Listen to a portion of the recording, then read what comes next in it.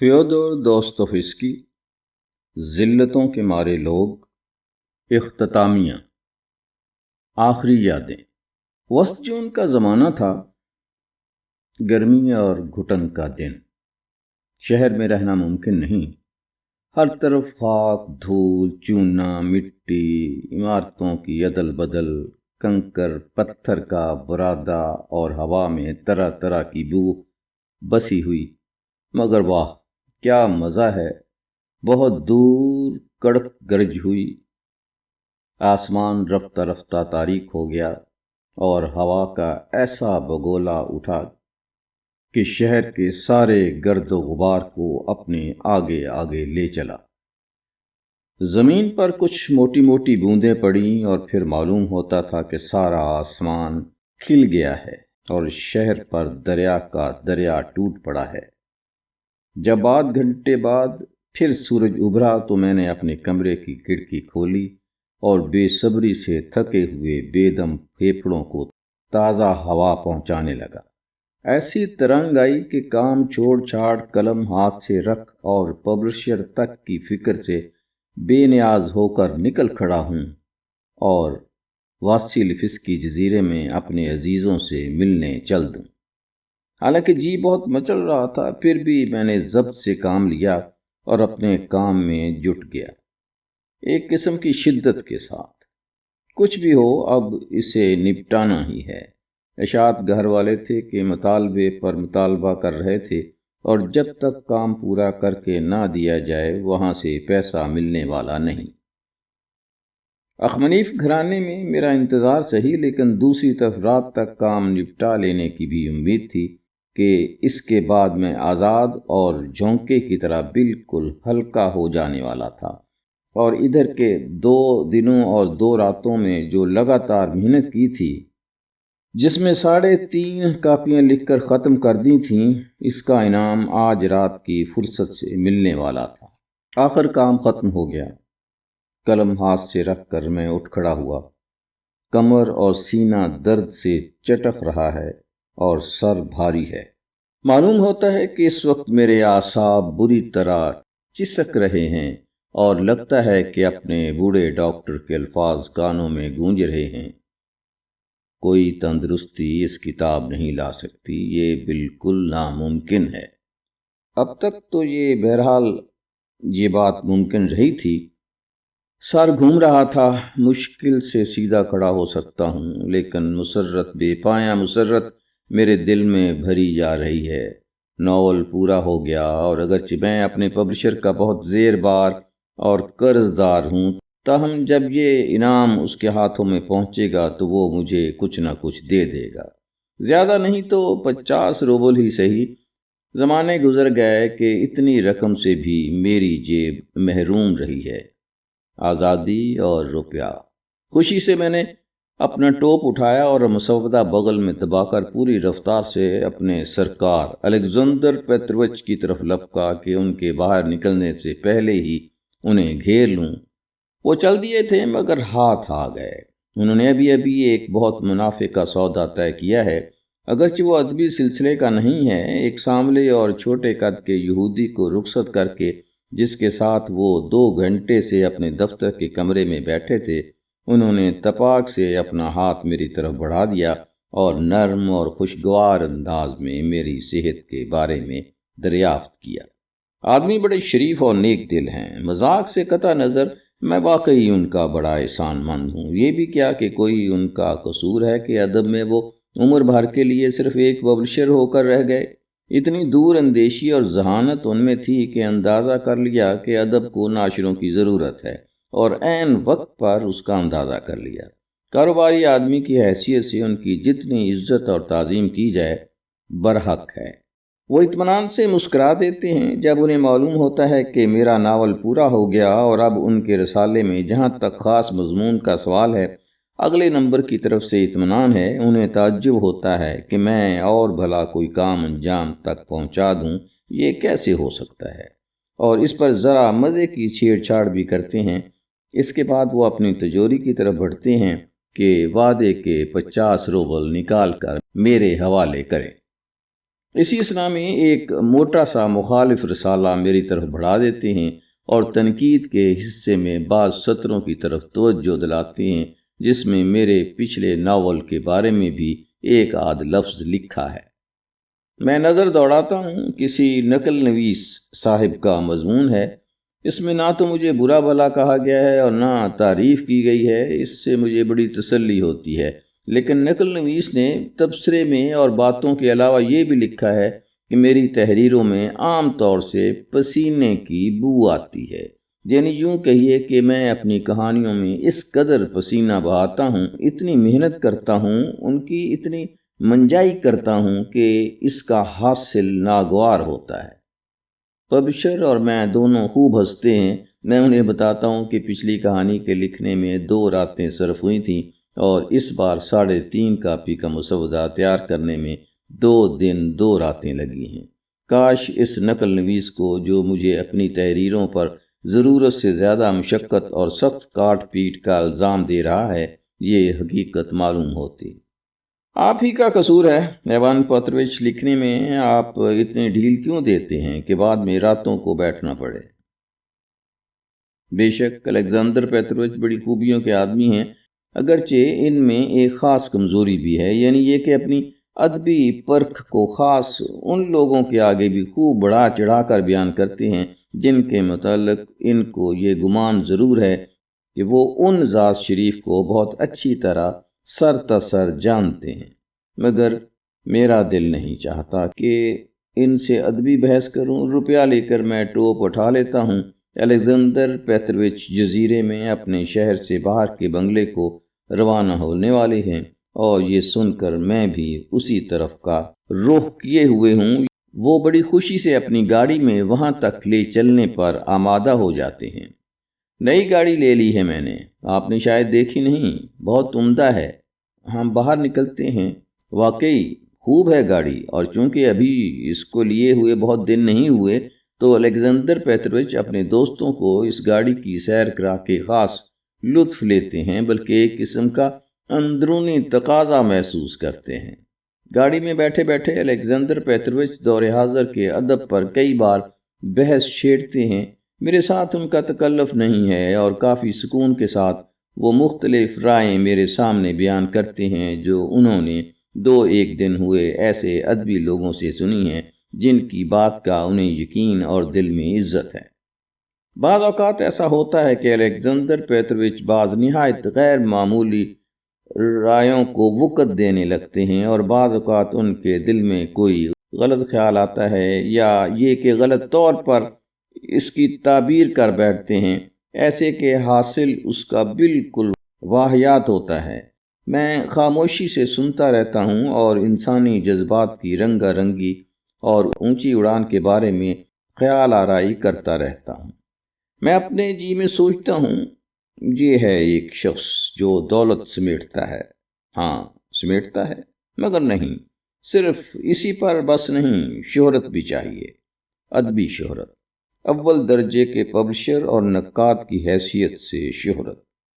اب اس وقت وہ کوشش میں ہیں کہ ایک ایسے خیال کی باریکیاں مجھ پر کھولیں جو انہوں نے 3 دن ہوئے کسی اور سے نہیں، مجھی سے سنا تھا۔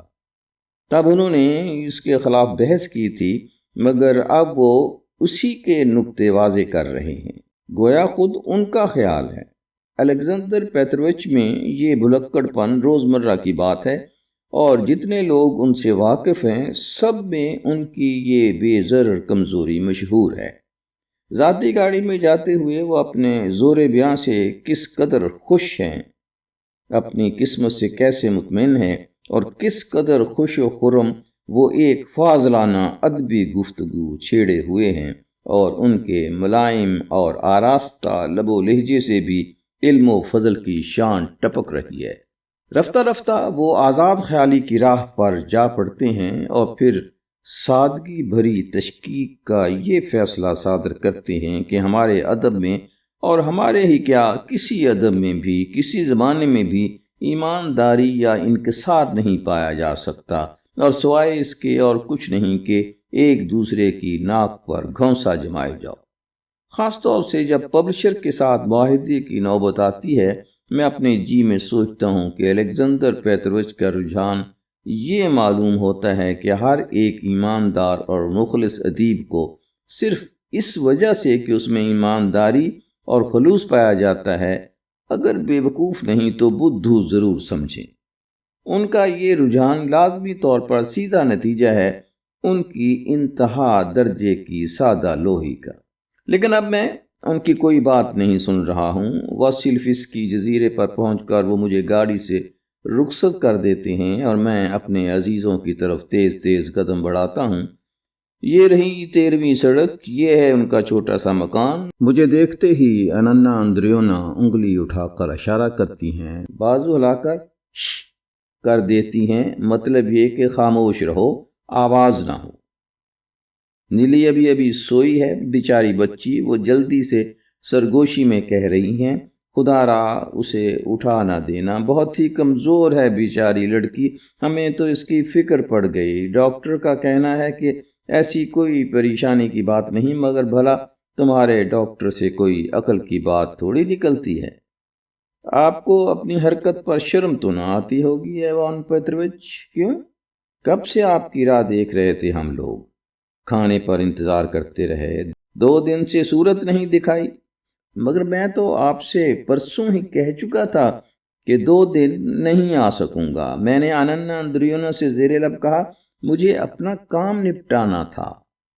مگر تم نے تو وعدہ کیا تھا کہ آج شام کے کھانے پر آؤ گے، کیوں نہیں؟ نیلی جان بوجھ کر بستر سے اٹھی، ننا سا فرشتہ، ہم نے اسے آرام کرسی پر لٹا دیا اور کھانے پر لے گئے، اور وہ بولی، میں بھی آپ کے ساتھ وانیہ کا انتظار کرنا چاہتی ہوں۔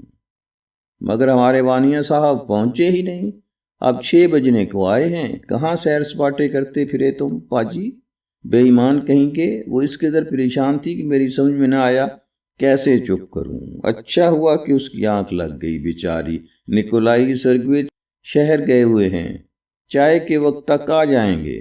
اب میں یہاں اکیلی دوڑ دھوپ کر رہی ہوں، انہیں ایک نوکری مل رہی ہے ایوان پیتروچ، مگر جب میں سوچتی ہوں کہ نوکری یہاں سے اتنی دور پیرم کے علاقے میں ہے تو مجھے ہول کے مارے جرجری آتی ہے۔ اور نتاشا کہاں ہے؟ باغ میں ہے، لاڈلی میری، جاؤ اس کے پاس چلے جاؤ، اسے بھی کچھ ہو گیا ہے، میری تو سمجھ میں نہیں آتا اس کا معاملہ۔ میرا دل بوجھل ہے ایوان پیتروچ، ویسے وہ تو اپنی طرف سے یقین دلائی جاتی ہے کہ خوش و خرم ہے، مگر مجھے اس کا یقین نہیں آتا۔ اس سے مل آؤ وانیہ، اور پھر چپکے سے بتانا کہ اسے ہو کیا گیا، سنتے ہو میری بات؟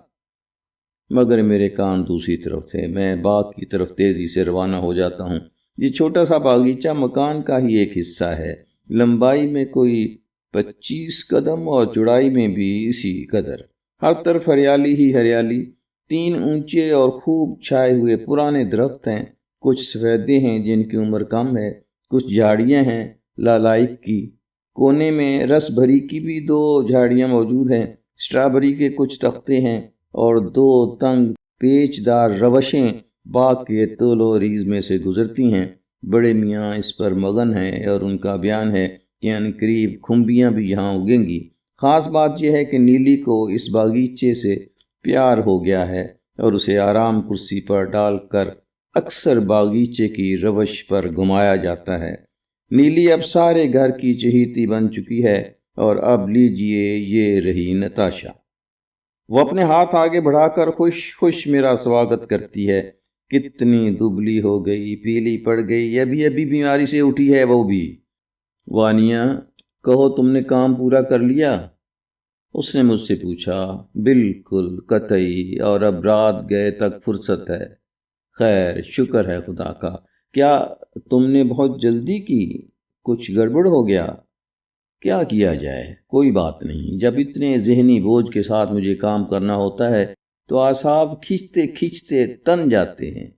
تصور بہت واضح ہوتا ہے، احساس زیادہ کھلا کھلا اور گہرا ہو جاتا ہے، اور طرز بیان بھی پوری طرح میرے قابو میں ہوتا ہے۔ چنانچہ خوب جٹ کر مشقت سے جو کام کرتا ہوں وہ بہتر نکلتا ہے۔ اب سب ٹھیک ہے۔ ہائے وانیہ، وانیہ، میں دیکھ رہا ہوں کہ نتاشا ادھر کچھ عرصے سے میری ادبی ترقی اور شہرت پر جلن کی نگاہ رکھنے لگی ہے۔ پچھلے سال میری جتنی تحریریں شائع ہوئی تھیں، نتاشا نے ان میں سے ایک ایک کو پڑھا تھا، اور آئندہ کے لیے کیا منصوبے ہیں ان کی اسے برابر قرید رہتی ہے۔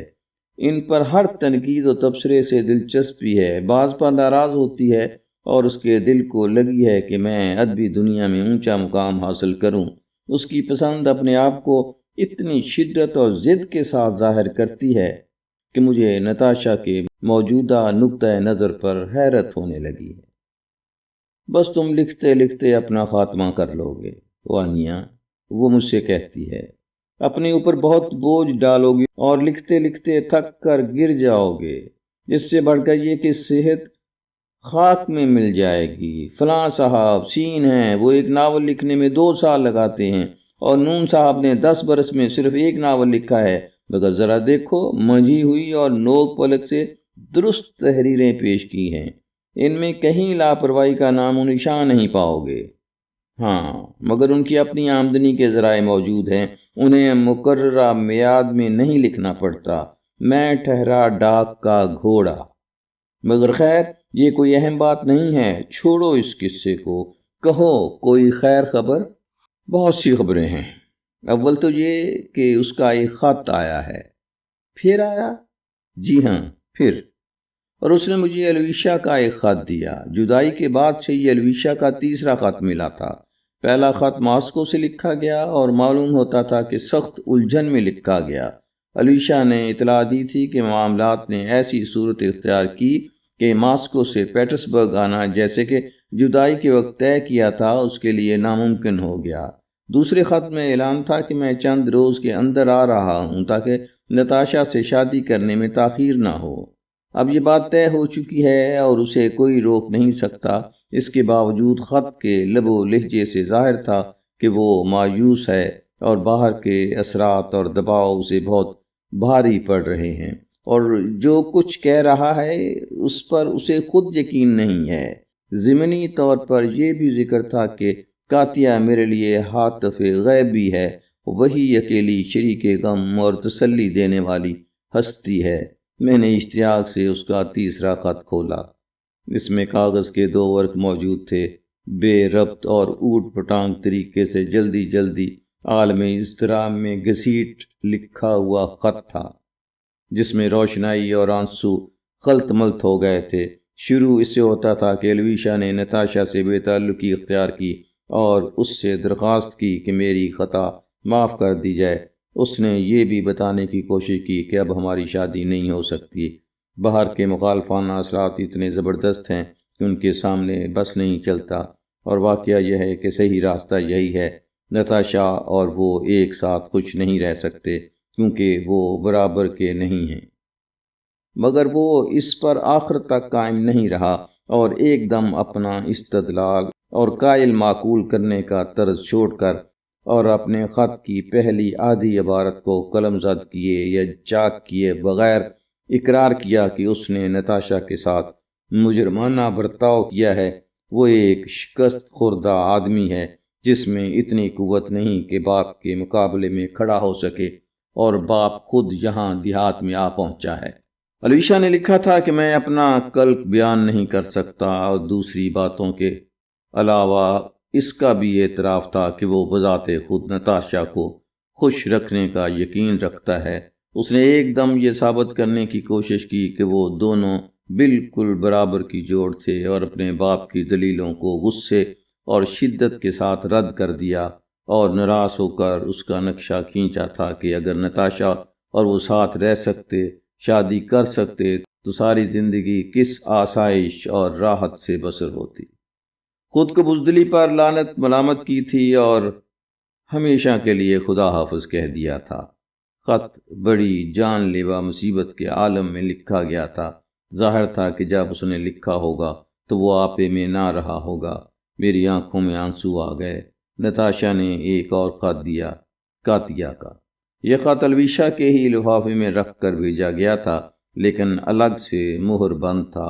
اختصار کے ساتھ چند سطروں میں کاتیا نے نتاشا کو اطلاع دی تھی کہ الویشا کو واقعی سخت صدمہ ہے، وہ بہت رویا دھویا ہے اور نڈھال لگتا ہے، بلکہ کچھ طبیعت بھی بگڑ گئی ہے، مگر خیر میں اس کے ساتھ ہوں اور اسے چین مل جائے گا۔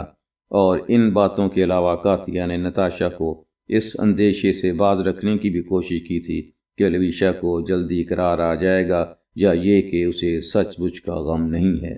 وہ آپ کو کبھی بھلا نہیں سکتا، کاتیا نے لکھا تھا۔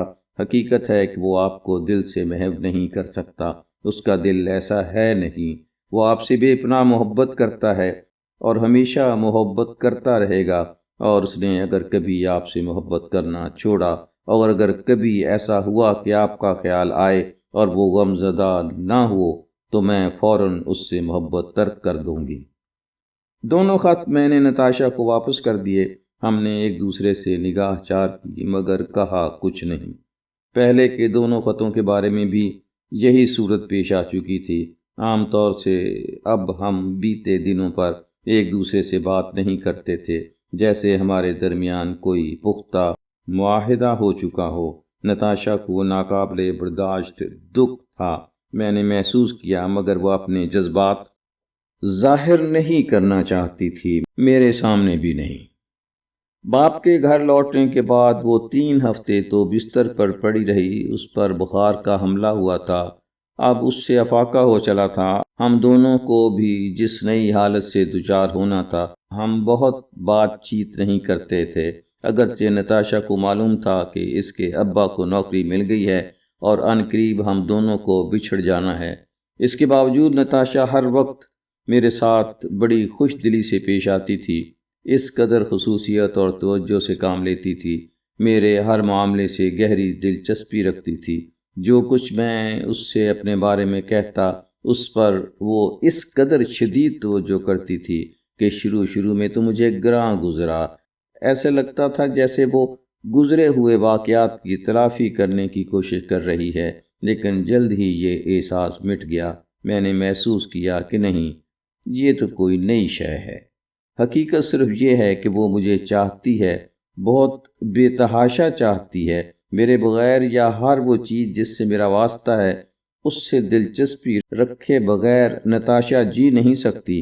اور مجھ کو یقین ہے کہ کسی بہن نے اپنے بھائی سے اتنی محبت نہیں کی جتنی محبت نتاشا نے مجھے دی ہے۔ میں اچھی طرح جانتا تھا کہ ہمارے درمیان جدائی کے جو دن قریب آ رہے ہیں وہ نتاشا کے دل پر بھاری بوجھ بن گئے ہیں، اور نتاشا کے دل میں دکھ بیٹھ گیا ہے۔ وہ بھی جانتی ہے کہ میں اس کے بغیر نہیں رہ سکتا، مگر اس کے بارے میں ہم نے ایک دوسرے سے کچھ نہ کہا، اگرچہ جو واقعات ہمارے آگے آنے والے تھے ان پر بڑی تفصیل سے باتیں کی۔ میں نے نکولائی سرگیویچ کی خیریت دریافت کی۔ میں جانوں وہ اب آتے ہی ہوں گے، نتاشا نے کہا، چائے کے وقت تک گھر آنے کا وعدہ کر گئے ہیں۔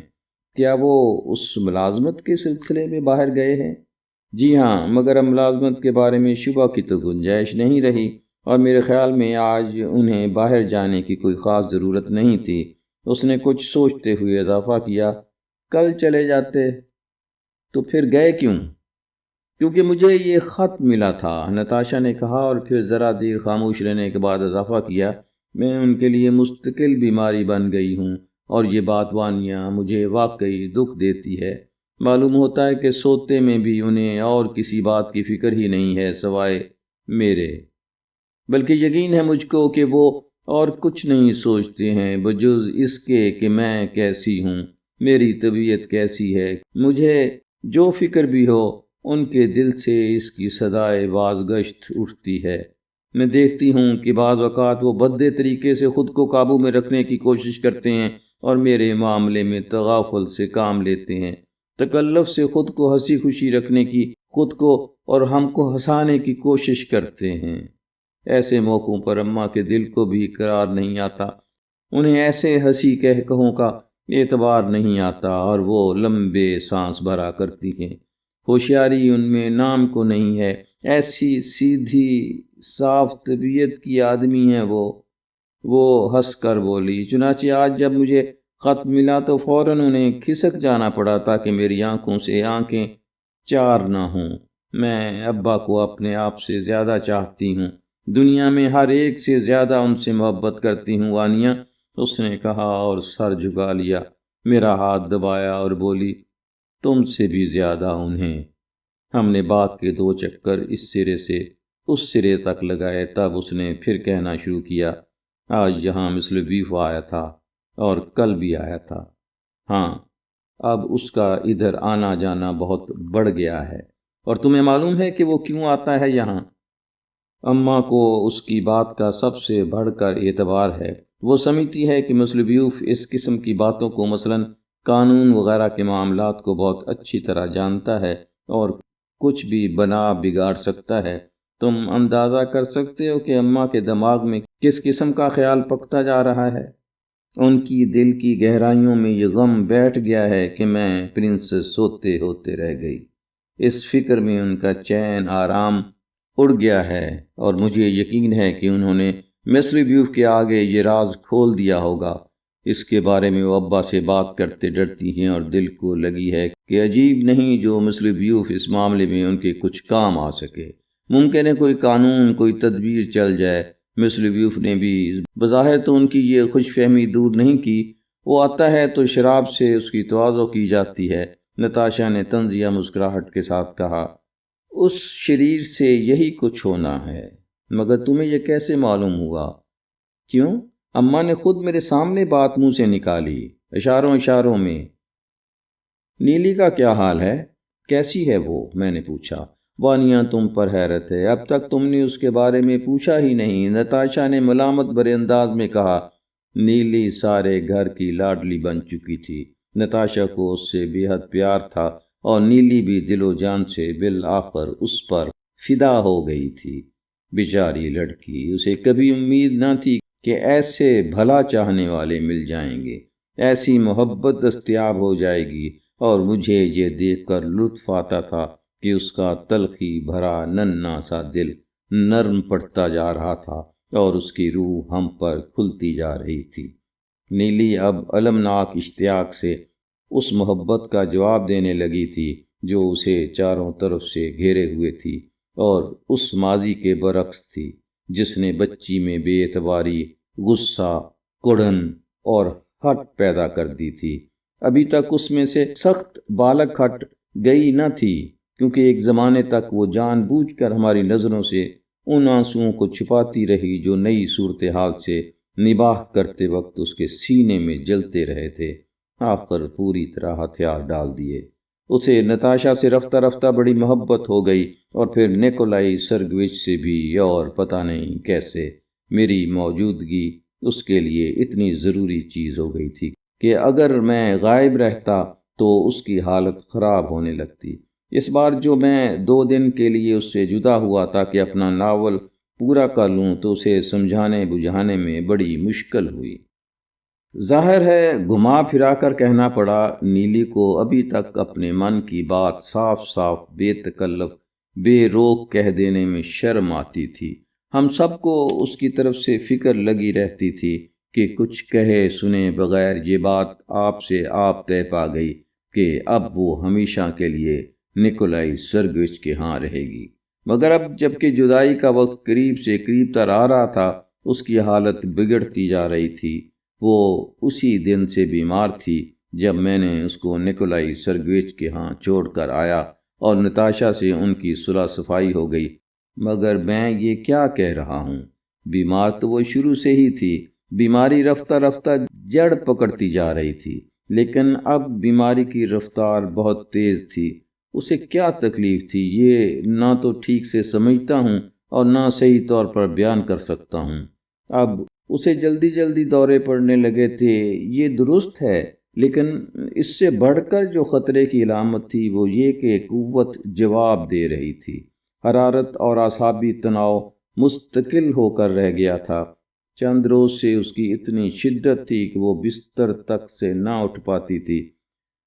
عجیب بات یہ تھی کہ نیلی پر جتنا زیادہ بیماری کا تسلط بڑھتا جاتا تھا، اسی قدر وہ ہمارے ساتھ نرم، زیادہ میٹھی اور زیادہ بے تکلف ہوتی جا رہی تھی۔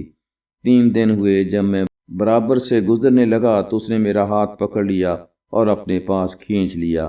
کمرے کے اندر کوئی نہ تھا، وہ سوکھ کر کانٹا ہو چکی تھی، چہرہ بخار سے تمتما رہا تھا، آنکھیں جل رہی تھیں۔ اس نے میری جانب بے اختیار جذباتی حرکت کی، اور جب میں اس کے پاس جھکا تو میرے گلے میں اس نے سنبھلائے ہوئے پتلے پتلے بازو حمائل کر دیے اور گرم جوشی سے پیار کیا، اور پھر فوراً نتاشا کو اپنے پاس بلوایا۔ میں نے نتاشا کو بلا دیا تو نیلی نے ضد کی کہ اس کی پٹی پر قریب بیٹھ جائے اور اسے دیکھے۔ میرا دل چاہتا ہے کہ آپ کو دیکھے جاؤں۔ کل رات میں نے آپ کو خواب میں دیکھا اور آج بھی آپ کو دیکھوں گی۔ اکثر آپ خواب میں آتی ہیں، ہر رات۔ وہ نتاشا سے کچھ کہنا چاہتی تھی مگر دل بھر آیا اور وہ خود اپنے جذبات کو نہ سمجھ سکی اور انہیں زبان پر نہ لا سکی۔ وہ نکولائی سرگویچ کو میرے علاوہ باقی سب سے زیادہ چاہتی تھی، اور کہنا چاہیے کہ خود وہ بھی قریب قریب اسے نتاشا کی طرح چاہتے تھے۔ نیلی کا جی بہلانے اور اسے خوش کرنے کے لیے انہیں عجب کرامات آتی تھیں۔ جیسے ہی وہ اس کے پاس آتے کہ ایک دم کہکہوں کی بلکہ خوش گپیوں کی آواز بلند ہونے لگتی، بیمار بچی چھوٹے بچی کی سی شرارتیں کرنے لگتی اور بڑے میاں سے چونچلیں کرتی، ان پر ہنستی، انہیں اپنے خواب سناتی، ہمیشہ کوئی نہ کوئی شرارت سوچ کے رکھتی اور ان سے قصے کہانیاں کہلوا لیتی۔ بڑے میاں بھی ایسے خوش اور ایسے مگن ہوتے تھے اپنی ننھی سی نیلی بیٹی کو دیکھ کر کے روز بروز اس کے پاس ان کا جی زیادہ بہلتا جاتا تھا۔ خداوند عالم نے اسے ہمارے پاس اس لیے بھیجا کہ ہمارے پرانے دکھوں کی جزا ہو جائے۔ ایک بار انہوں نے نیلی کے پاس سے اٹھتے ہوئے اور اسے حسب معمول شب بخیر کی دعا دے کر مجھ سے کہا، روزانہ رات ہوتے ہم سب اکٹھے ہو جاتے۔ مسلبیوف کا قریب قریب ہر شام کو آنا ہو گیا تھا، اور ہمارے بڑے میاں ڈاکٹر صاحب بھی آ جایا کرتے تھے۔ انہیں اخمنیف کے گھرانے سے خاص نسبت پیدا ہو گئی تھی۔ نیلی کو آرام کرسی پر پڑے پڑے گول میز تک لایا جاتا، برآمدے کی طرف کھلنے والا دروازہ کھول دیا جاتا، ڈوبتے ہوئے سورج کی کرنوں میں ہرے باغیچے کا منظر آنکھوں کے سامنے ہوتا، اور اس سے زیادہ ہریالی کی اور کھلتے ہوئے لائلاک پھولوں کی مہک آیا کرتی۔ نیلی اپنی آرام کرسی پر بیٹھی رہتی اور ہم سب کو پیار کی نظروں سے دیکھے جاتی، ہماری باتیں سنے جاتی۔ کبھی کبھی جب اسے موج آتی تھی تو وہ بھی رفتہ رفتہ باتوں میں شریک ہو جاتی، مگر ایسے موقعوں پر ہم اس کی بات بے چینی سے سنا کرتے، کیونکہ اس کی یاد میں جو باتیں پڑی ہوئی تھیں ان میں ایسے موضوع بھی تھے جنہیں چھیڑنا نہیں چاہتا تھا۔ نتاشا اور میں اور اخمنیف میاں بیوی کو بھی اس جرم کا احساس تھا اور اندازہ تھا کہ نیلی کے ساتھ انہوں نے کتنی زیادتی کی جب اس روز اسے مجبور کیا گیا تھا کہ کانپتے لرزتے پوری آپ بیتی بیان کر دے۔ ڈاکٹر خاص طور سے اس قسم کی یاد رفتہ کے خلاف تھے، اور ہم سب جان بوجھ کر بات کا موضوع پلٹنے کی کوشش کرتے تھے۔ اس پر نیلی یوں بن جاتی جیسے ہماری کوشش کی طرف اس کا دھیان نہیں گیا، اور ڈاکٹر کے ساتھ یا نکولائی سرگویچ کے ساتھ مل کر ہنسنے لگتی۔ لیکن اسی اثنا میں نیلی کی حالت بگڑتی چلی گئی۔ غیر معمولی طور سے اس پر ایک ایک چیز کا اثر پڑنے لگا۔ دل کی حرکت ناہموار ہو گئی تھی۔ مجھ سے ڈاکٹر نے یہاں تک کہہ دیا کہ وہ کسی وقت بھی مر سکتی ہے۔ میں نے اس ڈر سے کہ ان لوگوں کو صدمہ پہنچے گا، اخمنیف گھرانے والوں سے اس کا ذکر نہ کیا۔ نکولائی سرگویچ کو پورا یقین تھا کہ سفر کا آغاز ہونے تک وہ ٹھیک ہو جائے گی۔ ابا آ گئے ہیں، نتاشا ان کی آواز سن کر بولی۔ چلیں وانیا؟ نکولائی سرگویچ نے حسب عادت چوکٹ سے ادھر قدم رکھتے ہوئے زور زور سے بولنا شروع کر دیا۔ اننا اندریونا اشاروں سے منع کرنے لگیں کہ خاموش رہو۔ بڑے میاں فوراً دھیمے پڑ گئے اور نتاشا کو اور مجھے دیکھ کر بہت دھیرے سے مگر جلدی کے انداز میں اپنی مہم کا حاصل بیان کرنے لگے۔ جس ملازمت کی کوشش کر رہے تھے وہ مل گئی تھی اور انہیں اس کی خوشی تھی۔ 2 ہفتے میں ہم روانہ ہو سکتے ہیں، انہوں نے ہاتھ ملتے ہوئے اور فکر مندی کے مارے نتاشا کو کنکھیوں سے تکتے ہوئے کہا، مگر نتاشا نے اس کا جواب مسکراہٹ سے دیا اور انہیں یوں گلے لگایا کہ بڑے میاں کے شکوک ایک دم کافور ہو گئے۔ ہم تو چلتے ہیں دوستو، ہم چلے، وہ چہچہائے۔ بس وانیا، تمہارا یہاں چھوٹ جانا کھٹکتا ہے۔ یہاں اتنا کہتا چلوں کہ انہوں نے ایک بار منہ تک نہیں چھوایا کہ میں بھی ان کے ساتھ چلا چلوں، جو ان کی طبیعت اور مزاج کو دیکھتے ہوئے انہیں ضرور ہی کرنا چاہیے تھا۔ دوسرے حالات میں وہ یہ کیے بنا نہ رہتے، یعنی اگر نتاشا سے میری محبت کی خبر انہیں نہ ہوتی۔ خیر، تو اب کیا کیا جائے دوستو، مجبوری۔ وانیہ بھائی، دل میرا کٹتا ہے، مگر نئی جگہ جائیں گے، مقام بدلے گا تو ہم سب میں نئی زندگی پیدا ہو جائے گی۔ جگہ بدلنے کے معنی ہے ہر چیز کا بدل جانا۔ انہوں نے ایک بار پھر اپنی بیٹی پر چھچلتی نظر ڈالتے ہوئے کہا۔ انہیں اس بات پر پکا اعتماد تھا اور وہ اس اعتقاد سے خوش تھے۔ اور نیلی؟ اننا اندریونا نے پوچھا۔ ہاں بیچاری، ابھی تو تکلیف میں ہے، لیکن چلنے کے وقت تک ٹھیک ہو جائے گی۔ ابھی سے اس کی حالت تو سنبھلنے لگی ہے۔ کیا خیال ہے وانیہ؟ انہوں نے ایک دم گھبرا کر کہا اور مجھے بے چینی سے دیکھا، جیسے یہ میرا کام ہو کہ ان کے اندیشے دور کروں۔ اب کیسی ہے وہ؟ نیند کیسی آئی؟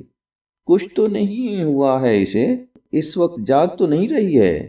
جانتی ہو کیا اننا اندریونا، ہم چھوٹی میز باہر نکالیں گے، برآمدے میں سماوار منگا لیں گے، دوست احباب آتے ہوں گے، ہم سب وہاں بیٹھیں گے، نیلی بھی باہر ہمارے پاس آ جائے گی، خوب رہے گی، ہو سکتا ہے وہ جاگ اٹھی ہو، میں اسے ذرا دیکھ لوں، جگاؤں گا نہیں، فکر نہ کرو۔ یہ دیکھ کر کہ اننا اندریونا انہیں پھر اشارے سے خاموش کرنے لگی تھی، مگر نیلی اس وقت جاگ چکی تھی۔ کوئی 15 منٹ بعد ہم سب کے سب حسب معمول شام کی چائے پر سماوار گھیرے بیٹھے ہوئے تھے۔ نیلی کو آرام کرسی پر باہر لایا گیا۔ ڈاکٹر اور مصلبیوف نمودار ہوئے۔ مصلبیوف نے اپنے ساتھ نیلی کے واسطے لائلاک پھولوں کا بڑا سا گچھا لایا، مگر اس کو کسی بات کی فکر اور الجھن معلوم ہوتی تھی۔ یہ ذکر کر دیا جائے کہ مصلبیوف اب قریب قریب ہر شام آنے لگا تھا۔ یہ میں پہلے ہی کہہ چکا ہوں کہ وہ ان سب لوگوں کو بہت پسند تھا، خاص طور سے اننا اندریونا کو، لیکن ہمارے درمیان گفتگو میں الیگزندرا سیمونونا کے بارے میں ایک لفظ تک نہ آیا، اور نہ مصلبیوف نے ہی اس کی طرف کوئی اشارہ کیا۔ اننا اندریونا کو میری زبانی معلوم ہوا کہ الیگزندرا سیمونونا ابھی تک اس کی بیاہتا بیوی کی حیثیت کو نہیں پہنچی ہے، تو انہوں نے طے کر لیا کہ ایسی حالت میں اس کا گھر پر بلانا یا ذکر تذکرہ کرنا مناسب نہیں ہے۔ چنانچہ اسی پر عمل کیا گیا۔ اس واقعے سے اننا اندریونا کے مزاج کی خصوصیت ظاہر ہوتی تھی، مگر نتاشا کا معاملہ، بلکہ جو کچھ اس پر پڑ چکی تھی، اگر وہ سب درمیان میں نہ ہوتا تو شاید اننا اندریونا اتنی تنک مزاجی نہ دکھاتی۔ اس شام نیلی خاص طور سے اداس تھی اور کسی بات میں اس کا ذہن الجھا ہوا تھا، گویا اس نے کوئی خواب پریشان دیکھا ہو اور اب اسی پر خیال دوڑا رہی ہو۔ مگر مصلبیوف نے جو اسے تحفہ دیا اس پر وہ بہت خوش ہوئی اور ان پھولوں کو مسرت سے دیکھ رہی تھی جو ہم نے ایک گلدان میں اس کے آگے لگا دیے تھے۔ تو تمہیں پھولوں کا بہت شوق ہے نیلی؟ بڑے میاں نے کہا۔ اچھا ٹھہر جاؤ، وہ اشتیاق سے بولے، کل؟ اچھی بات ہے، تم خود دیکھ لو گی۔ جی ہاں، ہے تو شوق مجھ کو، نیلی نے جواب دیا۔ مجھے یاد ہے کہ ایک بار ہم نے اماں کا پھولوں سے سواگت کیا تھا جب ہم وہاں تھے باہر، یعنی بدیس میں، تو اماں ایک بار ایسی بیمار ہوئی کہ مہینے بھر پڑی رہیں۔ آئین رخ اور میں نے طے کیا کہ جب اماں بستر سے اٹھیں گی اور پہلی بار مہینے بھر بعد اپنے کمرے سے باہر نکلیں گی تو ہم سارے کمروں کو پھول ہی پھول سے سجا دیں گے۔ یہی کیا۔ ایک رات اماں نے ہم سے کہا کہ اگلے دن صبح کو وہ ناشتہ کرنے نیچے ضرور آئیں گی۔ ہم صبح تڑکے اٹھ گئے، ہائن رخ پھولوں کا ڈھیر لے آئے اور ہم نے مل کر تمام کمروں کو ہری پتیوں اور ہاروں سے سجا دیا۔ ایک بیل اور کوئی اور چیز تھی جس کے چوڑے چوڑے پتے تھے، معلوم نہیں کیا نام تھا اس کا۔ کچھ اور پتیاں تھیں جو ہر چیز کو پکڑ لیتی تھیں۔ اس کے علاوہ بڑے بڑے سفید پھول تھے اور نرگس کے پھول، وہ مجھے سب پھولوں سے زیادہ بھاتے ہیں۔ گلاب تھے، اعلیٰ درجے کے گلاب، اور بہت سے طرح طرح کے پھول تھے۔ ہم نے ان سب کی مالائیں بنا بنا کر ٹانگ دیں اور باقی گلدستوں میں لگا دیے۔ ایسے بھی پھول تھے ان میں کہ بڑے بڑے ٹبوں میں لگا دیجئے تو اچھے خاصے درخت لگتے۔ ان کو ہم نے کونوں میں کھڑا کر دیا اور اماں کی کرسی کے پاس لگا دیا۔ جب اماں اندر آئیں تو حیرت سے تکتی رہ گئیں اور انہیں بہت ہی اچھا لگا۔ ہائن رخ بھی خوش ہوئے۔ وہ مجھے اب یاد آ رہا ہے۔ نیلی اس شام خاص طور سے کمزور تھی اور اعصاب کی کمزوری بڑھی ہوئی تھی۔ ڈاکٹر اس کی طرف بے چینی سے دیکھ رہے تھے، مگر اسے باتیں کرنے کا شوق چرا رہا تھا، اور دیر تک، جب تک خوب گہرا اندھیرا نہ ہو گیا، وہ اپنے پہلے کی وہاں کی زندگی سناتی رہی۔ ہم نے بھی اسے ٹوکا نہیں۔ نیلی نے ماں اور ہائن رخ کے ساتھ وہاں کے بہت سیر و سفر کیے تھے، اور اس کے حافظے میں ان دنوں کی یاد کے نقش صاف ابھر رہے تھے۔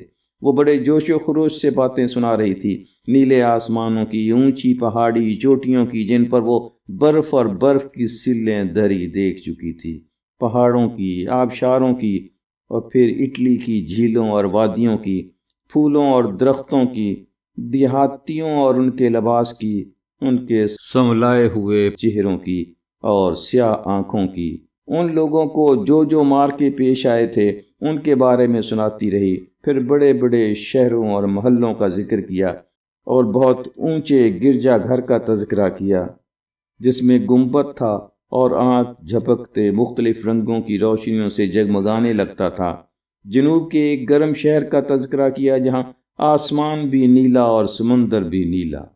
اس سے پہلے نیلی نے کبھی اپنی یادیں یوں تفصیل سے نہ سنائی تھیں۔ ہم محو ہو کر اس کے قصے سنتے رہے۔ اب تک جو کچھ ہمیں اس کی یادداشتوں کے بارے میں معلوم تھا وہ اس سے مختلف قسم کی تھیں۔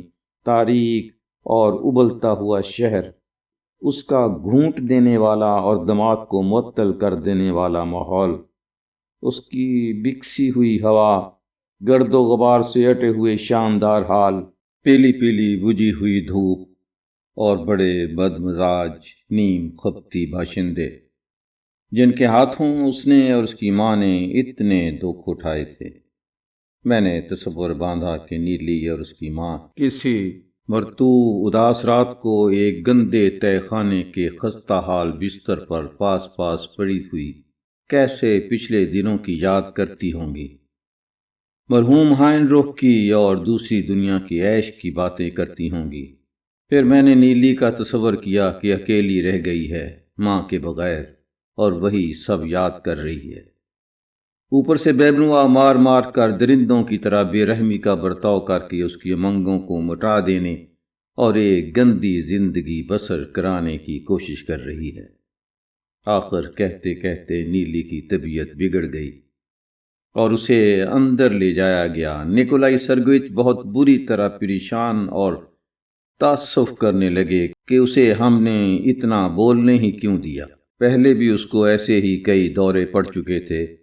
جب دورہ گزر گیا تو نیلی نے بڑی لجاجت سے مجھے اپنے پاس بلایا۔ وہ مجھ سے اکیلے میں کچھ کہنا چاہتی تھی۔ اس قدر التجا پائی جاتی تھی اس کی خواہش میں کہ ڈاکٹر نے فوراً اصرار کیا کہ جو وہ چاہتی ہے اس کی تعمیل کی جائے، اور سب لوگ کمرے سے اٹھ گئے۔ جب ہم اکیلے رہ گئے تو نیلی بولی، سنو وانیا، میں جانتی ہوں کہ وہ لوگ سمجھ رہے ہیں کہ میں ان کے ساتھ جا رہی ہوں، مگر میں جاؤں گی نہیں، کیونکہ جا نہیں سکتی، اور فی الحال تمہارے پاس ٹھہروں گی۔ بس میں اتنا ہی کہنا چاہتی تھی۔ میں نے اسے سمجھانے کی کوشش کی، کہا کہ حنیف گھرانے کے سب لوگ تم سے اس قدر محبت کرتے ہیں اور تمہیں اپنی بیٹی کی طرح مانتے ہیں، تمہاری بہت کمی محسوس کریں گے، اور دوسری طرف تمہیں میرے ساتھ رہنے میں مشکل ہوگی، اور یہ کہ میں تمہیں بہت چاہتا ہوں، لیکن اس کا کوئی چارہ نہیں، بچھڑنا ہی ہوگا۔ نہیں، ناممکن، نیلی نے سختی سے جواب دیا، کیونکہ اب مجھے اماں اکثر خواب میں دکھائی دیتی ہیں، اور وہ کہتی ہیں کہ ان لوگوں کے ساتھ نہ جانا، یہیں رہنا۔ وہ کہتی ہیں کہ نانا کو اکیلا چھوڑ دیا، یہی بڑا گناہ کیا میں نے۔ یہ کہتے وقت ہمیشہ روتی ہیں۔ میں یہیں رہنا اور نانا جان کی دیکھ بھال کرنا چاہتی ہوں وانیا۔ لیکن تمہیں تو معلوم ہے کہ تمہارے نانا جان مر چکے، نیلی، میں نے اس کی بات کو حیرت سے سنتے ہوئے جواب دیا۔ اس نے ذرا غور کیا اور پھر گہری نگاہ سے مجھے دیکھا۔ بتاؤ تو صحیح وانیہ، مجھے تم پھر بتاؤ کیسے ان کا انتقال ہوا، سب کچھ بتا دو اور دیکھو کوئی بات رہ نہ جائے۔ اس درخواست پر میں حیران رہ گیا، مگر میں نے اس سے پورا قصہ تفصیل کے ساتھ بیان کرنا شروع کیا۔ مجھے اندیشہ تھا کہ اس کے دماغ کو گرمی چڑھی ہوئی ہے یا کم از کم دورے کے بعد ذہن صاف نہیں ہے۔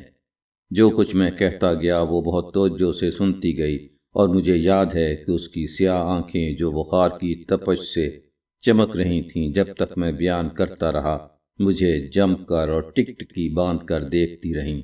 کمرے کے اندر اندھیرا ہو چکا تھا۔ نہیں وانیہ، وہ نہیں مرے۔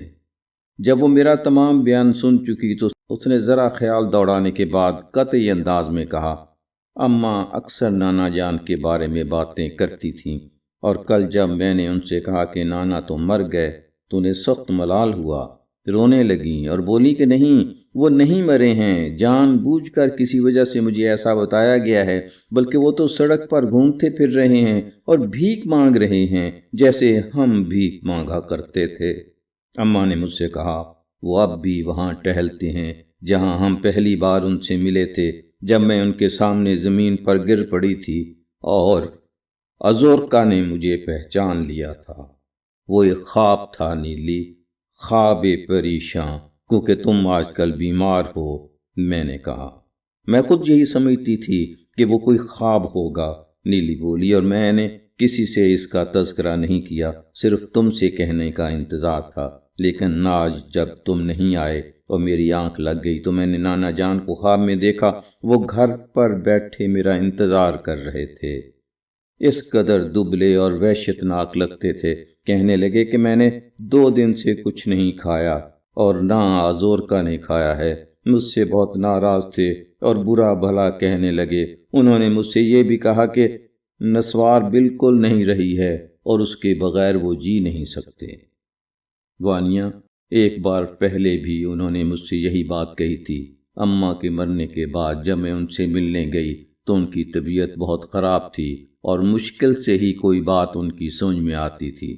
جب میں نے وہی بات آج ان کے منہ سے سنی تو میں نے سوچا کہ جاؤں گی اور پل پر کھڑے ہو کر خیرات مانگوں گی، اور جو پیسے ملیں گے اس کی روٹی، ابلے ہوئے آلو اور نسوار خرید کر لے جاؤں گی۔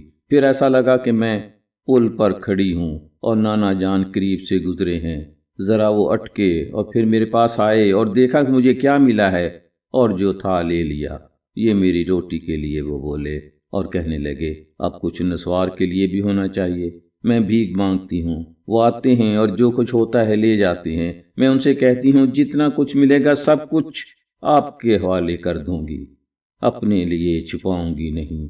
وہ جواب دیتے ہیں، نہیں، تم مجھ سے چراتی ہو، بیبروا نے بھی یہی کہا تھا کہ تم چور ہو، اس لیے میں تمہیں اپنے پاس نہیں رکھوں گی۔ اور جو اکنی ملی تھی وہ کہاں چھپا لی تم نے؟ میں اس پر رو پڑی کہ انہیں میرے کہنے کا بھی یقین نہیں، مگر وہ میری نہیں سنتے اور ڈانٹنے لگتے ہیں، تم نے اکنی چرائی ہے، اور وہیں پل پر کھڑے کھڑے مجھے مارنے لگتے ہیں۔ چوٹ لگی تو میں اور زور سے چلائی تو مجھے خیال آنے لگا کہ وانیہ، کہ ہو نہ ہو وہ زندہ ضرور ہیں اور کہیں نہ کہیں ٹہل رہے ہوں گے اور میرے آنے کا انتظار کر رہے ہوں گے۔ ایک بار پھر میں نے اسے ٹھنڈا کرنے کی اور یہ سمجھانے کی کوشش کی کہ کوئی بات نہیں، صرف خواب ہے، اور آخر مجھے لگا کہ اسے قائل کرنے میں کامیاب ہو گیا ہوں۔ وہ بولی، کیا مجھے سوتے ہوئے ڈر لگتا ہے، کیونکہ شاید نانا جان پھر خواب میں آئیں گے۔ آخر اس نے مجھے بھینچ کر گلے لگا لیا۔ پھر بھی وانیہ، میں تم کو چھوڑ کر نہیں جا سکتی، اس نے اپنے گالوں سے میرے گال لگاتے ہوئے کہا۔ اگر نانا جان کی وجہ نہ ہو تب بھی میں تم کو نہیں چھوڑوں گی۔ نیلی پر جو دورہ پڑا تھا اس نے گھر میں ہر شخص کو سہما دیا تھا۔ میں ڈاکٹر کو ایک طرف لے گیا اور ان کو نیلی کے تمام خواب پریشاں سنا دیے اور پوچھا کہ اس کی بیماری کے بارے میں ان کی قطعی تشخیص کیا ہے۔ کوئی بات بھی یقینی نہیں ہے، انہوں نے سوچ کر جواب دیا۔ اب تک میں صرف قیاس دوڑاتا رہا ہوں، نظر رکھتا اور دیکھتا رہا ہوں، لیکن یقینی کچھ نہیں۔ البتہ یہ یقینی ہے کہ وہ بالکل تندرست نہیں ہو سکتی، مر جائے گی۔ میں ان لوگوں کو اس لیے نہیں بتاتا کہ آپ نے منع کر رکھا ہے، لیکن مجھے افسوس ہے، اور کل آپ کئی ڈاکٹروں کو ایک ساتھ بٹھا کر مشورہ کیجئے۔ ممکن ہے ان کی تشخیص سے بیماری اور کوئی موڑ اختیار کر لے، مگر مجھے اس بیچاری بچی کے حال پر ترس آتا ہے، جیسے میری اپنی بچی ہو۔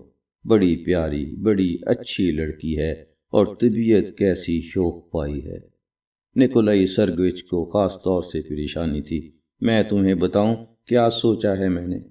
وانیا، وہ بولے، اس لڑکی کو پھولوں کا بہت شوق ہے، جانتے ہو کیا؟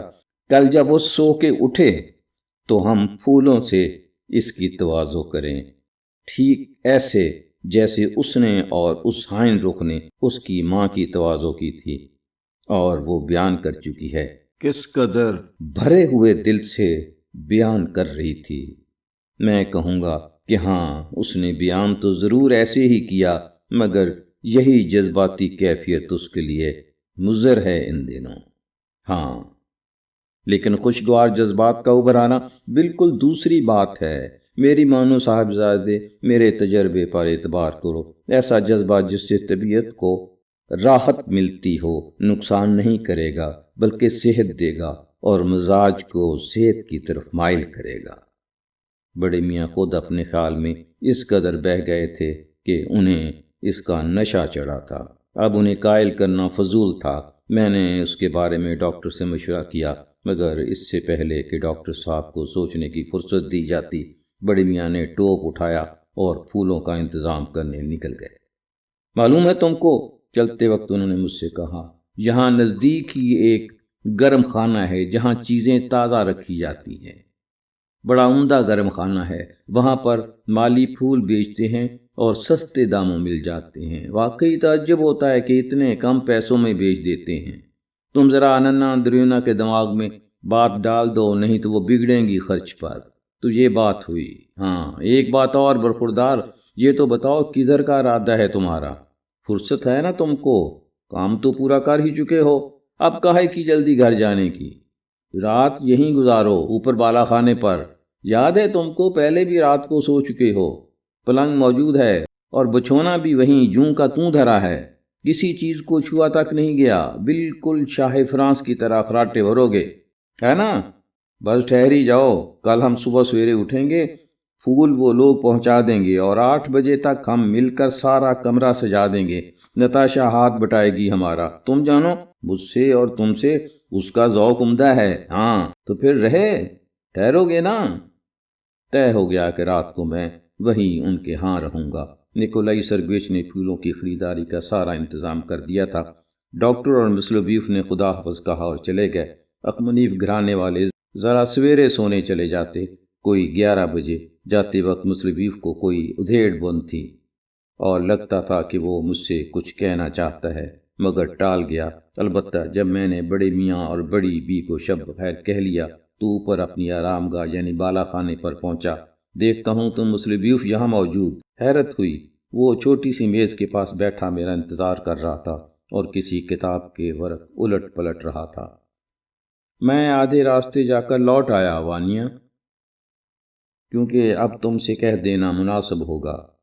بیٹھ جاؤ، معاملہ واہیات سا ہے۔ سنو، بات دکھ کی ہے، بلکہ کیوں، ایسی کیا بات ہے؟ ہوتا کیا؟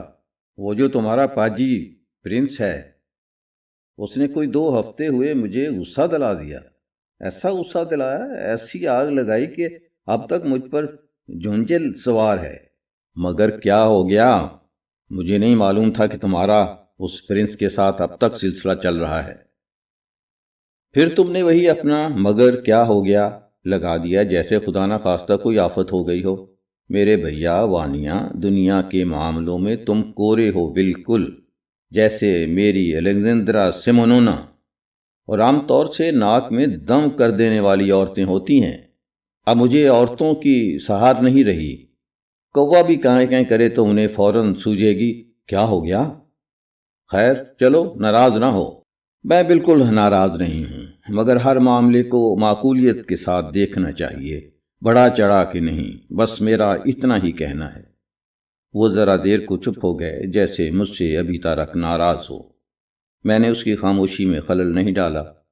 دیکھتے ہو وانیا، اس نے پھر کہنا شروع کیا، مجھے ایک دور کی کوڑی مل گئی ہے، یعنی یوں کہوں کہ میں نے نہیں نکالی اور نہ واقعی کوئی دور کی کوڑی ہے، لیکن ہاں کڑی اسی طرح ملتی ہے کہ یعنی بعض خاص نقطوں پر غور کر کے میں اس نتیجے پر پہنچا ہوں کہ نیلی، شاید مطلب یہ کہ نیلی پرنس کی قانونی اور جائز اولاد ہے۔ نہیں؟ پھر تم دھاڑنے لگے، نہیں، ایسے لوگوں سے بات کرنا بڑا مشکل ہے۔ وہ مایوسی کے سخت انداز میں زور سے چیخ کر بولا، ارے بابا، میں نے تم سے ابھی کوئی دو ٹوک بات تو کی نہیں، عجب الٹی کھوپڑی ہو تم بھی۔ بھلا میں نے تم سے یہ تو نہیں کہا کہ نیلی پرنس کی جائز بیٹی ہے اور اس کا ثبوت موجود ہے؟ میں نے کہا یا نہیں؟ سنو میرے دوست، میں نے بفر کر اس کی بات کاٹی، خدا کے لیے شور نہ مچاؤ، بلکہ جو بات ہے صاف صاف اور سیدھے سبھاؤ کہو۔ قسم کھا کے کہتا ہوں، مان لوں گا۔ تم کیا نہیں سمجھتے کہ یہ معاملہ کس قدر نازک ہے اور اس کے نتیجے کیا نکل سکتے ہیں؟ ضرور نتیجے تو نکلیں گے ہی، لیکن ہم ان تک پہنچیں گے کیسے؟ ثبوت کہاں دھرے؟ کام ایسے نہیں بنائے جاتے، اور میں تم سے یہ بات راز میں کہتا ہوں، بعد میں بتا دوں گا کہ میں نے کہا کیوں۔ یقین کرنا کہ اس کی وجہ ہے دراصل، بات سنو، زبان کو لگام دیتے رہو اور خوب سمجھ لو کہ یہ سب کچھ راز ہے۔ قصہ سارا یہ ہے کہ جیسے ہی پرنس سردیوں میں وارسا سے واپس آیا، اسمتھ کی موت سے بھی پہلے کا ذکر ہے، تو اس نے آتے ہی اس معاملے کی چھان بین شروع کر دی۔ یعنی شروع کیے بہت دن ہوئے، 1 سال ہو گیا، لیکن اس وقت پرنس کو ایک اور ہی بات کی تلاش تھی، اور اب اسے بالکل دوسری چیز کی کھوج ہوئی۔ اصل چیز جو خاص ہے یہ کہ ایک کڑی اسے نہیں مل رہی تھی۔ وہ پیرس میں اسمتھ والی سے جدا ہوا اور اسے چھوڑ کر چل دیا۔ اس واقعے کو 13 سال گزر چکے ہیں، مگر تبھی سے اس عورت پر نگاہ رکھے ہوئے تھا۔ اسے معلوم تھا کہ وہ حائن رخ کے ساتھ رہتی ہے۔ یہ وہی ذات شریف ہیں جن کا ذکر آج نیلی نے کیا۔ یہ بھی اس کو معلوم تھا کہ نیلی اس کے پاس ہے اور وہ بیمار ہے۔ اصل میں اسے سب معلوم رہتا تھا، مگر اتنے میں ایک کڑی گم ہو گئی تھی۔ لگتا ہے کہ یہ حائن رخ کی موت کے فوراً بعد ہوا، جب اسمتھ والی وہاں سے پیٹرسبرگ روانہ ہوئی۔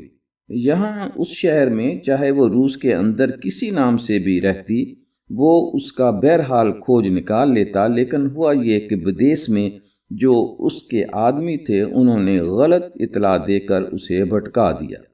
اطلاع دینے والوں نے اسے یہ باور کرا دیا کہ وہ جنوبی جرمنی کے ایک چھوٹے سے دور افتادہ قصبے میں رہنے لگی ہے۔ انہیں خود بھی لاپرواہی کی وجہ سے ٹھیک پتہ نہ تھا، وہ ایک اور عورت کے دھوکے میں رہ گئے۔ کوئی سال بھر یا سال بھر سے زیادہ یہ سلسلہ چلتا رہا، لیکن اس کے بعد پرنس کو شبہ ہونے لگا۔ بعض واقعات ایسے پیش آئے کہ پہلے ہی سے اس کو شک گزرنے لگا تھا کہ جنوبی جرمنی کے قصبے والی وہ نہیں ہے جس کی اسے تلاش ہے۔ اب سوال اٹھا کہ اسمتھ والی گئی تو کہاں گئی؟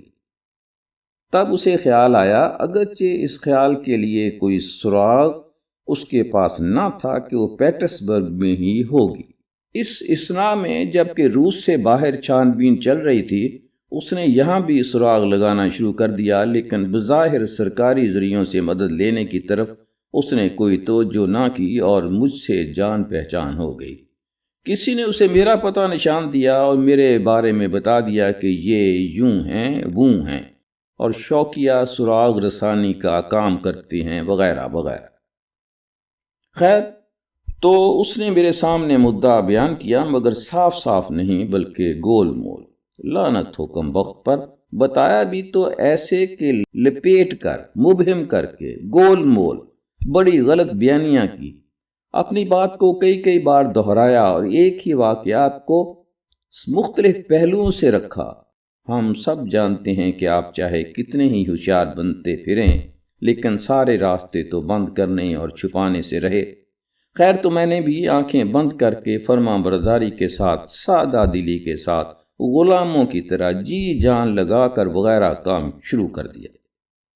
لیکن ساتھ ہی اس اصول پر بھی کاربند رہا جو میں نے ایک بار ہمیشہ کے لیے اپنا لیا ہے، اور وہ اصول فطرت ہے ہی اصول فطرت اور کیا، کہ پہلے تو یہ دیکھنا کہ سامنے والا جو کہتا ہے وہ دل کا اصلی مدعا بیان کرتا ہے کہ نہیں، دوسرا یہ پرکھنا کہ جو مدعا اس نے بیان کیا ہے اس کے پیچھے کہیں کوئی اور انکہا مطلب تو نہیں ہے اس کا، کیونکہ اگر ایسا ہوا تو اس کے معنی یہ ہوئے، اور تم بھی میرے دوست اپنی شاعرانہ کھوپڑی سے یہ سیدھی سی بات سمجھ لو گے کہ وہ میرے نقصان کے درپے ہے، وہ کیسے کہ کوئی کام ہے 1 روبل بھر کا اور دوسرا ہے اس سے چوگنی قیمت کا۔ اب میں تو بیوقوف ٹھہرا نا کہ 4 روبل کی حیثیت کا کام اسے 1 روبل میں کر کے دے دوں۔ خیر، تو میں نے چھان پھٹک شروع کی اور اپنی عقلی گدے لگائے اور ایک ایک قدم ٹٹول کا راستے کا نشان ملنے لگا۔ ایک بات خود اس کے منہ سے نکلوائی، دوسری کسی اور سے پتہ چلائی اور تیسری اپنے عقل سے نکالی۔ تم چاہو تو پوچھ سکتے ہو کہ ایسا کرنے سے میرا کیا مطلب؟ تو میں جواب دوں گا کہ ایک وجہ تو تھی کہ پرنس کو اس معاملے کی بہت ہی بے کلی معلوم ہوتی تھی، اور کسی خاص وجہ سے وہ بہت گھبرایا ہوا تھا۔ اب سوال یہ کہ آخر اسے ڈر کس بات کا ہے؟ ایک لڑکی کو باپ کے پاس سے بھگا کر لے گیا اور جب اس کے بچہ ہونے والا ہوا تو چھوڑ دیا۔ اس میں عجیب بات کیا ہوئی؟ ایک مزیدار خوشگوار شرارت ہو گئی، بس اور کیا۔ پرنس جیسے آدمی کو اس میں ڈرنے گھبرانے کی کیا ضرورت ہے؟ لیکن پھر بھی وہ خوف زدہ، اسی سے مجھ کو شک ہو گیا میرے یار۔ اب میں کہہ دوں کہ ہائن رخ کے ذریعے بڑی دلچسپ باتوں کا کھوج نکال لیا۔ وہ خود تو سدھار گیا تھا دنیا سے، مگر اس کی ایک رشتے کی بہن تھی جو یہاں سیٹرسبرگ میں ایک بیکری والے سے بیاہی ہے۔ اسے کسی زمانے میں ہائن رخ سے والہانہ محبت تھی اور 15 برس تک محبت کرتی ہی چلی گئی، حالانکہ جوان مرد بیکر باوا سر پر موجود تھے، جن سے 1 2 نہیں اتفاق سے 8 بچے پیدا ہوئے۔ اب میں تمہیں بتاتا ہوں کہ اس عورت سے میں نے بہت ہی الٹی سیدھی ترکیبیں اور چالیں کر کے ایک نہایت خاص بات کا عطا پتہ لگا لیا، اور وہ یہ کہ ہائن رخ جرمنی عادات کے مطابق اسے خط اور ڈائریاں لکھا کرتا تھا، اور موت سے پہلے اپنے کچھ کاغذات بھی اسے بھیج دیے تھے۔ اس احمق کو یہ تو پتہ تھا نہیں کہ خطوں میں کون سی بات اہم لکھی ہے۔ اس کی عقل شریف میں صرف وہی حصے آتے تھے جہاں چاند تاروں کا ذکر ہو، اگسٹین میری جان کا جملہ ہو اور وائلینڈ وغیرہ لکھا ہو۔ میں جانوں، مگر میں نے جو کام کی بات تھی وہ وہاں سے پار کر دی، اور ان خطوں کی مدد سے ایک نئی کڑی ملی۔ مثال کے طور پر مجھے مسٹر اسمتھ کا پتہ چلا، اس رقم کا پتہ چلا جو بیٹی کے ہاتھ پڑی، اور یہ کہ پرنس نے اس کی بیٹی کے ذریعے اس رقم پر ہاتھ صاف کر دیے۔ آخر ان خطوں کے اندر ہائے وائے کے درمیان اور طرح طرح کی تمثیلوں کے بیچ میں سے مجھے سب سے خاص حقیقت کی جھلک مل گئی۔ یعنی سمجھے وانیا کیا کہ کوئی 2 ٹوک بات نہیں، اس کے بارے میں وہ پاجی اناڑی ہائن رخ دم ساتھ گیا، اور لکھا بھی تو صرف اشاروں میں، اور جب ان اشاروں کو ایک ساتھ جوڑا تو میرے دماغ میں ان سے تال میل بننے لگا۔ نتیجہ یہ ملا کہ اسمتھ والی سے پرنس کی قانونی شادی ہوئی تھی، اس میں کہیں کوئی غلطی نہیں ہے۔ شادی ہوئی کہاں، کیسے ہوئی، کب ہوئی، ٹھیک غیر ملک میں ہوئی یا یہاں ہوئی، اس کے کاغذات کہاں ہیں، یہ سب ابھی تک نہیں معلوم ہو سکا۔ اصل بات یہ ہے میرے دوست وانیا کہ جلاہٹ کے بارے میں نے اپنا سر دھنک ڈالا ہے، کاغذوں کی تلاش میں لگا رہا ہوں، دن رات اسی میں لگا رہا۔ آخر اسمتھ کا تو کھوج نکال لیا میں نے، لیکن وہ چل ہی بسا۔ جب وہ زندہ تھا تو اس کا بھی موقع نہ ملا کہ ایک نظر اس پر ڈال لیتا۔ پھر اتفاق سے اچانک مجھے پتا چلا کہ ایک عورت جس پر میری شبوں کی نظر تھی واسکی لیفسکی میں مر گئی۔ میں نے عطا پتہ نکالا اور کھوج مل گیا۔ دوڑا ہوا واسکی لیفسکی گیا، اور وہیں پر یاد ہے تم کو ہماری تمہاری ملاقات ہوئی تھی۔ اس بار میں نے کافی معلومات حاصل کر لی تھیں، اور قصہ مختصر یہ کہ نیلی اس معاملے میں میرے بہت کام آئی۔ سنو، میں نے اس کی بات کاٹی، تمہیں البتہ یہ خیال تو نہ ہوگا کہ نیلی کو بھی اس کا علم ہے؟ کیا؟ یہ کہ وہ پرنس والکوفسکی کی بیٹی ہے؟ کیوں؟ تم کو تو بذات خود معلوم ہے کہ وہ پرنس کی بیٹی ہے۔ اس نے مجھے خفگی کی ملامت بھری نظر سے دیکھتے ہوئے کہا، ایسے فضول کے سوال کیوں کرتے ہو؟ بدھو ہو بالکل۔ اصل بات یہ ہے کہ اسے صرف اتنا ہی معلوم نہیں تھا کہ وہ پرنس کی بیٹی ہے، بلکہ یہ بھی معلوم ہے کہ اس کی جائز قانونی بیٹی ہے۔ سمجھے اب؟ یہ نہیں ہو سکتا، میں چیخ پڑا۔ میں نے بھی شروع میں یہی سمجھا تھا کہ ایسا نہیں ہو سکتا، اور اب بھی یہ کہوں گا، مگر پتہ چلتا ہے کہ ایسا ہو سکتا ہے، بلکہ گمان غالب ہے کہ ایسا ہی ہے۔ نہیں مسٹر بیف، یہ نہیں ہو سکتا، صرف تمہارا گمان تمہیں بہکا رہا ہے، میں نے چیخ کر کہا۔ نیلی کو اس بارے میں کچھ خبر نہیں، اور اس کے علاوہ یہ بھی ہے کہ وہ غیر قانونی یا ناجائز اولاد ہے۔ اگر اس کی ماں کے پاس کوئی دستاویزی ثبوت موجود ہوتا جو وہ دکھا سکتی، تو بھلا وہ اتنے مصائب کیوں جھیلتی پھرتی اور پیٹرس برگ میں ایسی دکھی زندگی کیوں بسر کرتی؟ پھر یہ کہ اپنی بچی کو اس قدر لاوارسی اور بے کسی کی حالت میں چھوڑ کر کیوں مر جاتی؟ بکواس، بالکل ناممکن۔ خود میں نے بھی یہی سوچا تھا۔ واقعہ یہ ہے کہ آج تک یہ بات میرے لیے معمہ بنی ہوئی ہے، لیکن پھر دیکھیے تو وہ اسمتھ والی نہایت دیوانی اور سخت ضدی پاگل عورت تھی، دنیا بھر کی عجیب و غریب عورت۔ ذرا سارے معاملات کو نظر میں رکھو، اس عورت کا جذباتی پن، وہ سب خرافات، ستاروں سے آگے کے جہانوں کے تصور، دیوانگی اور حماقت کی انتہا کو پہنچے ہوئے۔ ایک یہی نکتہ لے لو، شروع سے اس عورت کے خوابوں میں زمین سے اوپر ایک جنت اور معصوم فرشتے بسے ہوئے تھے۔ محبت کی تو بے پناہ کی، اعتبار کیا تو حد سے زیادہ کیا، اور مجھے تو یقین ہے کہ بعد میں وہ غم سے پاگل ہو گئی تھی، اس لیے نہیں کہ وہ اس سے اکتا گیا اور چھوڑ کر چلتا بنا، بلکہ اس لیے کہ اس کی ذات سے دھوکہ ہوا، اس غم سے کہ وہ اور اسے دھوکہ دے جائے، اسے چھوڑ دے جسے معصوم فرشتہ سمجھا تھا، وہ شیطان نکلے، اسے ٹھکرا دے اور ذلت و خواری کے حوالے کر دے۔ اس کی رومانوی اور ناپ تول سے بے نیاز روح اس کایا پلٹ کی تاب نہ لا سکی، اور سب پر ترا یہ کہ توہین۔ کس بلا کی توہین اندازہ کر سکتے ہو تم؟ دہشت کے مارے، اور اس سے بھی زیادہ یہ کہ خودداری کے مارے وہ عورت نہایت نفرت و حقارت کے ساتھ اس سے ایک طرف کو سمٹ گئی، سارے تعلقات توڑ لیے، جو کاغذات تھے چاک کر دیے، روپے پر لات مار دی، اور یہ بھی خیال نہ رکھا کہ روپیہ خود اس کا نہیں بلکہ باپ کا تھا۔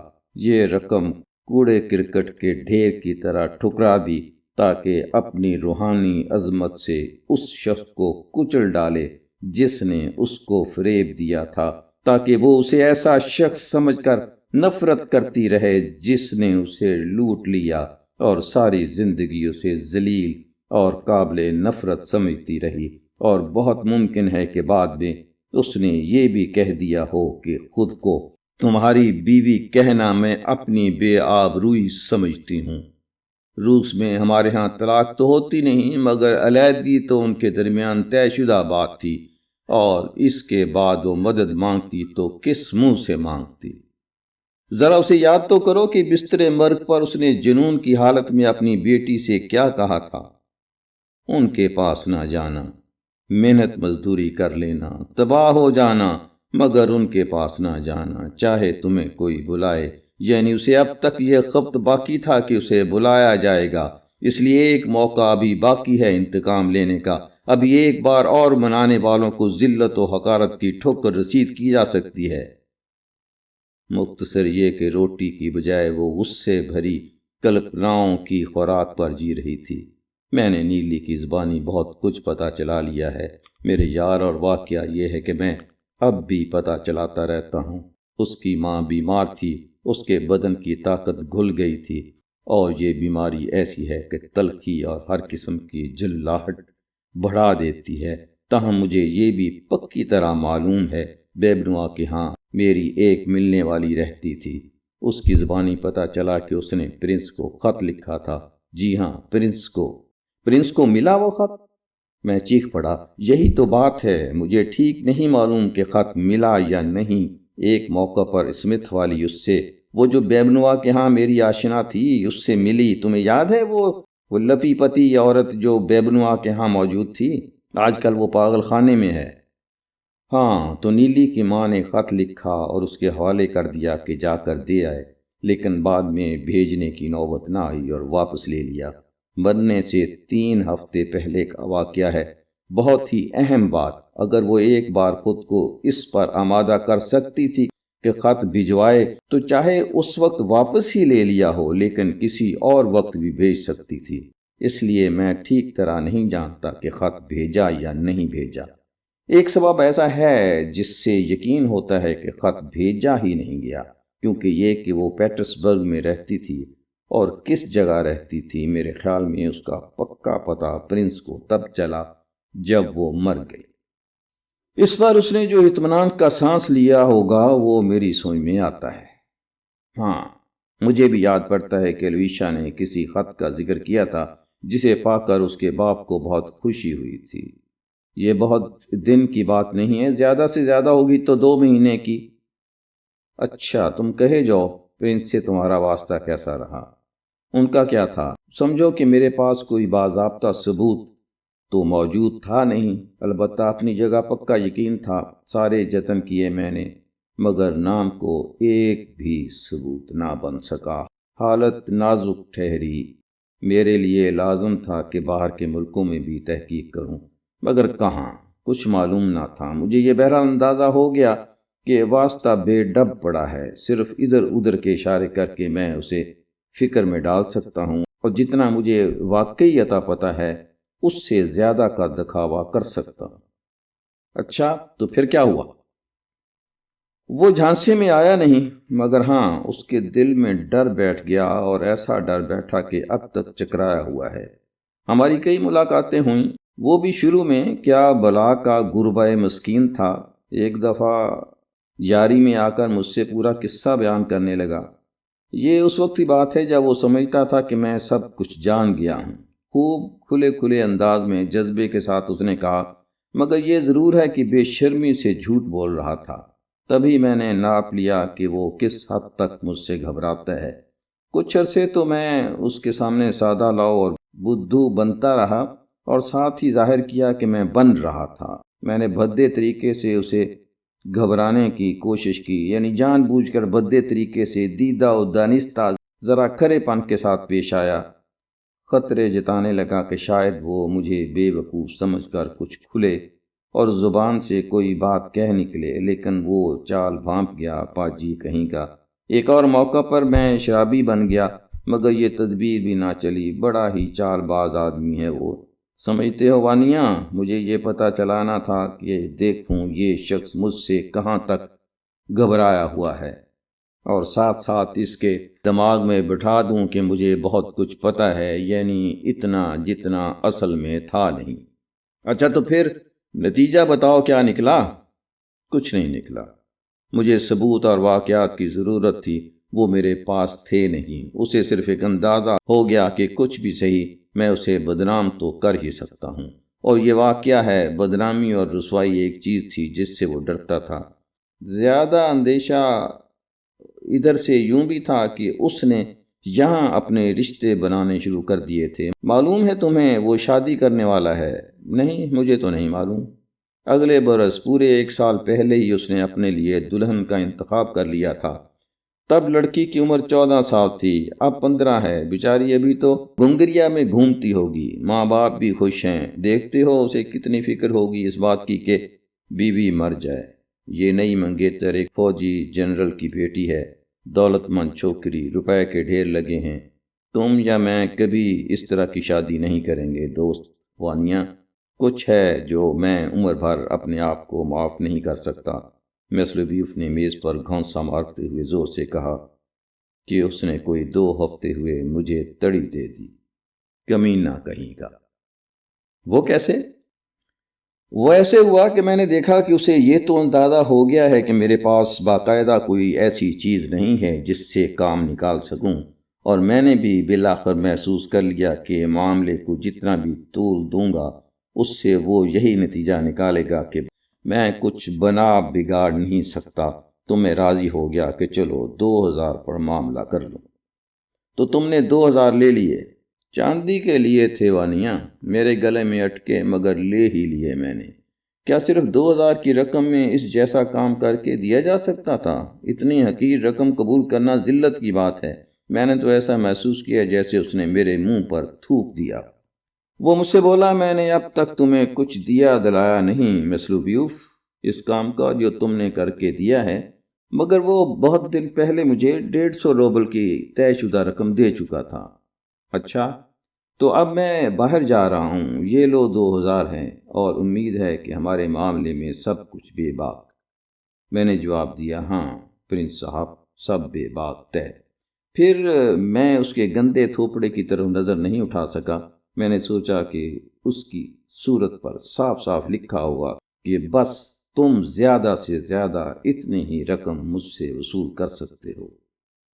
میں ایک بے وقوف کو صرف اپنی شرافت کی وجہ سے یہ بخشش دے رہا ہوں۔ یاد نہیں پھر میں اس سے چھوٹا کیسے؟ مگر یہ گری ہوئی بات ہے مس لوبیوف، میں دبنگ آواز میں بولا۔ تم نے نیلی کا کیا کیا؟ صرف گری ہوئی بات نہیں، یہ جرم ہے، گھناؤنا۔ یہ اس کی مذمت کے لیے الفاظ نہیں ہیں۔ خدا سمجھے، ارے اس کا فرض تھا کہ کم از کم نیلی کا خرچ اٹھائے۔ یقیناً فرض تو تھا، مگر کوئی مجبور کیسے کر سکتا ہے؟ اسے ڈرا کیسے سکتا ہے؟ اس کی سبیل نہیں ہے کوئی۔ اب اسے دھمکی میں نہیں لایا جا سکتا۔ دیکھو نا، روپیہ میں نے لے لیا۔ میں نے خود ہی اس کے سامنے قبول کر لیا کہ مجھ سے اسے جس چیز کا بھی ڈر ہو سکتا تھا وہ 2000 روبل کے برابر کی ہے۔ خود میں نے ہی یہ قیمت لگائی۔ اب اسے کوئی ڈرائے تو کیسے ڈرائے؟ تو کیا مطلب یہ کہ اب نیلی کو کچھ نہیں ملنے والا؟ میں قریب مایوسی سے چیخ پڑا۔ نہیں، ہرگز نہیں، مس لوبیوف نے اچھل کر کہا، گرم ہو کر زور سے کہا، نہیں، میں اسے ایسے ہی نہ جانے دوں گا وانیہ۔ میں پھر سے سارا معاملہ چھیڑ دوں گا۔ میں نے جی میں ٹھان لی ہے۔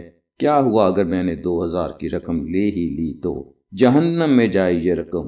میں اپنی جگہ سمجھوں گا کہ میرے ساتھ جو زیادتی ہوئی یہ اس کا بدلہ ہے، کیونکہ اس نے مجھے جھانسا دیا، بدمعاش نے، اور میرا مذاق اڑایا، لین دین کا معاملہ، اور اس نے مجھے فریب دے دیا، میرا مذاق اڑایا۔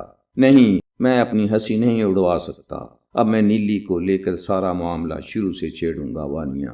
جو چیزیں میری نظر میں آئی ہیں ان سے یہ تو اتار لیا ہے میں نے، پکی طرح کے نیلی کے ہاتھ میں کنجی ہے پورے معاملے کی۔ اسے سب کچھ معلوم ہے، قطعی طور پر سب کچھ۔ ماں نے ہی اسے تمام باتیں بتا دی تھیں جب اسے ہوش و حواس پر قابو نہ تھا۔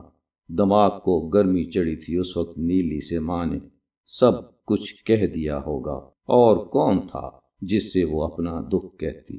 نیلی ہی اس کے قریب تھی، چنانچہ نیلی ہی کے سامنے اس نے اگل دیا، اور ممکن ہے کوئی دستاویز ہمارے ہاتھ پڑ جائے۔ مس لوبیوف نے اپنے ہاتھوں کو رگڑتے ہوئے مزے میں آ کر کہا، اب سمجھے وانیہ، میں کیوں یہاں پر منڈلاتا رہتا ہوں؟ اس کی پہلی وجہ تو یہی کہ تم سے دوستی کا جذبہ، لیکن بڑی وجہ ہے نیلی پر نظر رکھنا۔ اور ایک اور بات بھی ہے وانیہ، چاہے تمہیں اچھا لگے چاہے برا، میری مدد کرنی ہوگی، کیونکہ نیلی پر تمہارا کچھ اثر ہے۔ ضرور مدد کروں گا، قسم کھا کے کہتا ہوں، میں نے زور سے کہا، اور مجھے امید ہے مس لوبیوف کہ تمہاری خاص کوششیں نیلی کے لیے وقف ہوں گی، اس غریب کے لیے، بن ماں باپ کی بچی کے لیے، اور صرف اپنے ذاتی فائدے کے لیے نہیں۔ مگر تمہیں اس سے کیا غرض کہ کس کے فائدے کے لیے میں زور لگاؤں گا؟ بولے میاں، جب تک کام چلتا ہے چلنا چاہیے، یہ ہے کام کی بات۔ یقینی بات ہے کہ بن ماں باپ کی بچی ہی کی خاطر کیا جائے گا، یہ تو عام انسانیت کا تقاضا ہے، مگر تم میرے بارے میں بری رائے مت رکھنا کہ اگر اسی لپیٹ میں کچھ اپنا بھی فائدہ کر لوں۔ میں خود غریب آدمی ہوں، اس کی یہ ہمت کہ غریب کو تنگ کرے، سودے میں وہ مجھے میرے ہی بل پر لوٹ رہا ہے۔ سودے میں مجھ کو دھوکہ دے گیا پاجی۔ تم کیا سمجھتے ہو کہ غاصب کو میں یوں ہی نکل جانے دوں گا؟ جانے نہیں دوں گا۔ دوسرے دن پھولوں کی جشن کی جو ہم نے سوچی تھی اس کی نوبت ہی نہ آئی۔ نیلی کی حالت اور بگڑ گئی اور وہ اپنے کمرے سے باہر نہ آ سکی، اور اس کے بعد کمرے سے باہر نکلنے کی نوبت ہی کبھی نہ آئی۔ 2 ہفتے بعد نیلی کا انتقال ہو گیا، اور آخری جاں کہی کہ ان 2 ہفتوں میں اسے کبھی ٹھیک سے ہوش نہ آیا، کبھی اس کے عجیب واہموں سے نجات نہ ملی۔ دماغ کی لو دھندلا گئی تھی۔ مرنے کے دن تک اسے یہ پکا یقین تھا کہ نانا بلا رہے ہیں، اور غصے ہو رہے ہیں کہ وہ بلانے پر آتی کیوں نہیں، اس پر اپنی لاٹھی جما رہے ہیں اور کہہ رہے ہیں کہ بھیک مانگنے جاؤ تاکہ مجھے روٹی اور نسوار میسر آ سکے۔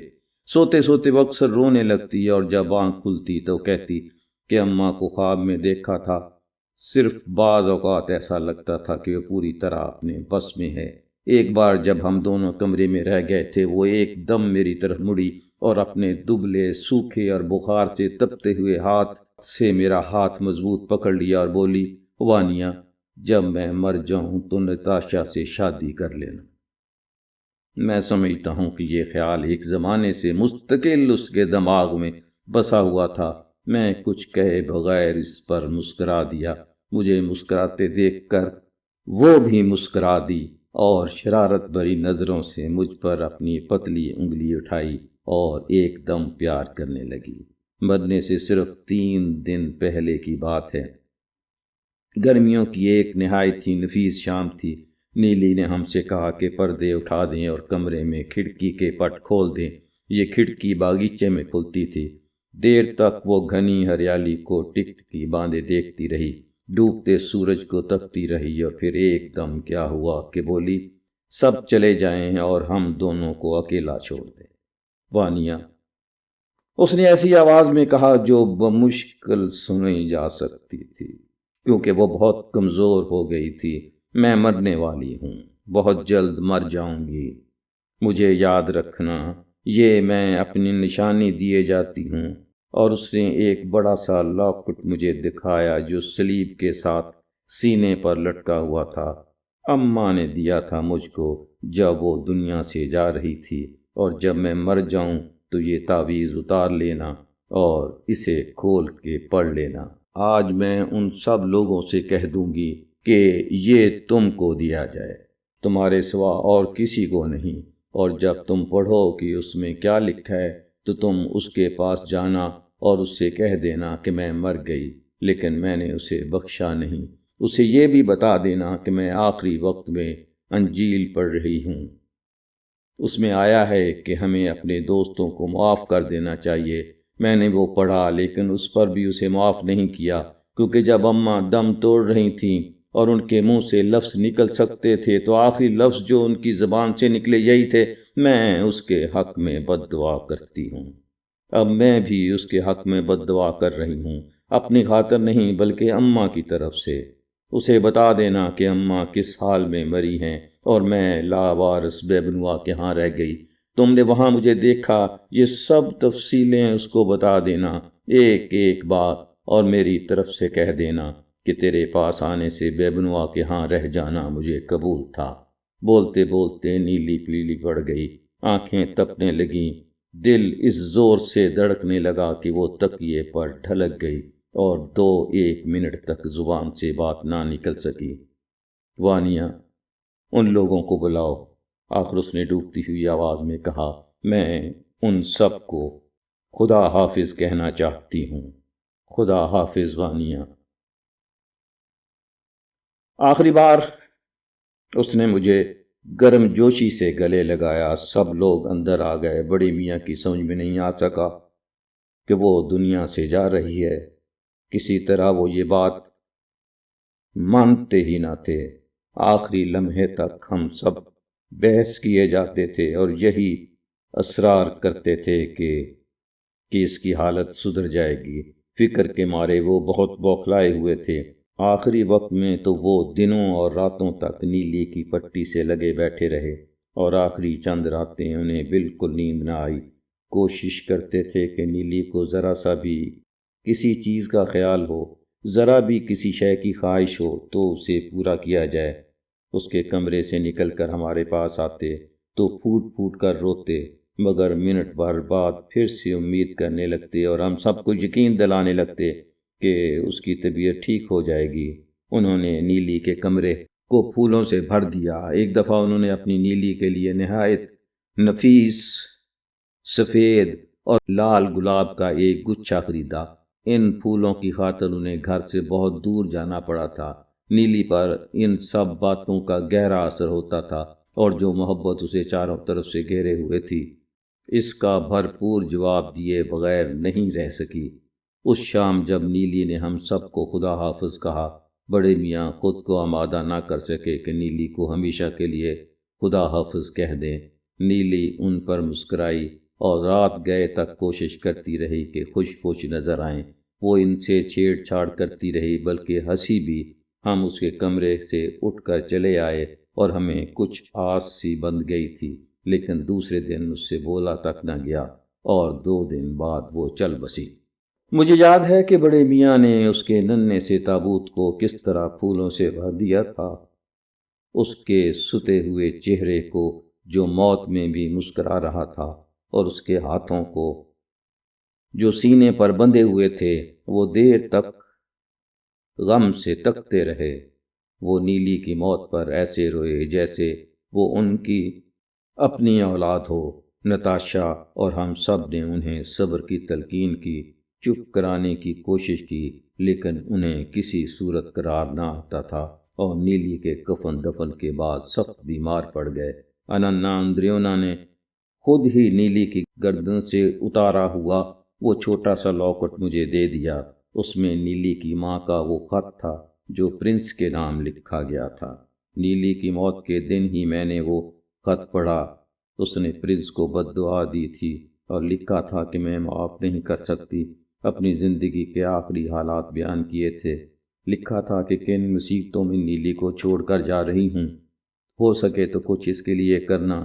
یہ آپ کی بیٹی ہے، آپ کی اولاد، اور آپ کو خوب معلوم ہے کہ وہ واقعی آپ کی جائز قانونی بیٹی ہے۔ میں نے اس سے کہہ دیا کہ جب میں مر جاؤں تو وہ آپ کے پاس چلی جائے اور یہ خط آپ کو پڑھوا دے۔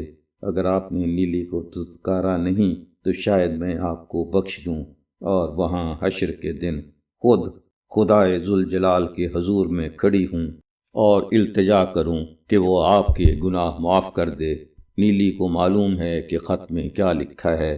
میں نے اسے پڑھ کے سنا دیا ہے، سب کچھ بتا دیا ہے، اور اسے سب کچھ معلوم ہے، ایک ایک بات کی خبر ہے۔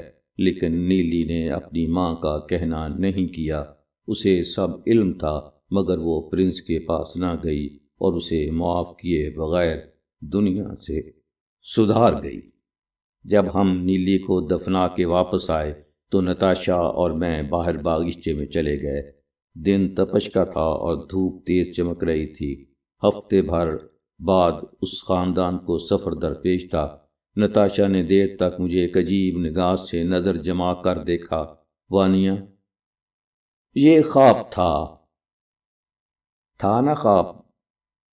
کیا تھا خواب؟ میں نے پوچھا۔ یہی سب کچھ اس سال جو بیت گیا وانیا۔ میں نے تمہاری خوشی کاہے کو غارت کی، اور میں نے اس کی آنکھوں میں لکھا دیکھا، ہم دونوں ہمیشہ ہمیشہ ایک ساتھ چین کی زندگی بسر کر سکتے تھے۔